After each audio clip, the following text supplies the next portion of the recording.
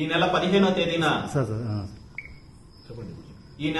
తేదీన తలపెట్టిన రైతు బేరీకి సంబంధించి మా కార్యకర్తలు, మహిళా కార్యకర్తలు, నాయకులు సుమారు 50 మంది దాకా వివిధ ప్రాంతాల్లో, వివిధ మండలాల్లో ప్రచారం చేస్తుంటే సోమల మండలంలో మా నాయకులని, కార్యకర్తలని, మహిళల్ని కొంతమంది వైసీపీకి సంబంధించిన గూండాలు, ఎమ్మెల్యే రామచంద్రారెడ్డికి సంబంధించిన గూండాలు అడ్డగించి వాళ్ళ మీద దాడి చేసినప్పుడు పోలీసు వాళ్ళకి సమాచారాన్ని అందిస్తే పోలీసులు దాడి చేసిన వాళ్ళ మీద ఎటువంటి చర్య తీసుకోకుండా మా కార్యకర్తలని, మహిళల్ని, వాహనాలని తీసుకుని వచ్చి అక్రమంగా పోలీస్ స్టేషన్ లో నిర్బంధించారు. కూర్చోబెట్టుకుని ఈరోజు పోలీస్ డిపార్ట్మెంట్ చాలా తప్పిదం చేస్తోంది.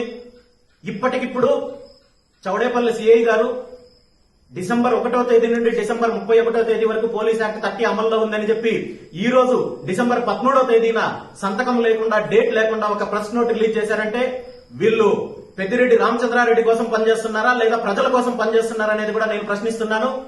మా వాళ్ళని సుమారు 50 మందిని దాకా అక్రమంగా నిర్బంధించారు పోలీస్ స్టేషన్ లో.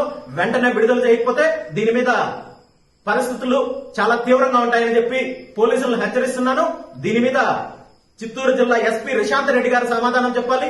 జిల్లాలో జరుగుతున్న అక్రమాలు, అన్యాయాలు, నేరాల మీద దృష్టి పెట్టకుండా మీరు ఈ విధంగా మంత్రి పెద్దిరెడ్డి రామచంద్రారెడ్డి రాజకీయ ప్రాబల్యం కోసం ప్రయత్నిస్తే మాత్రము దీనికి సమాధానం చెప్పుకోవాల్సి వస్తుంది.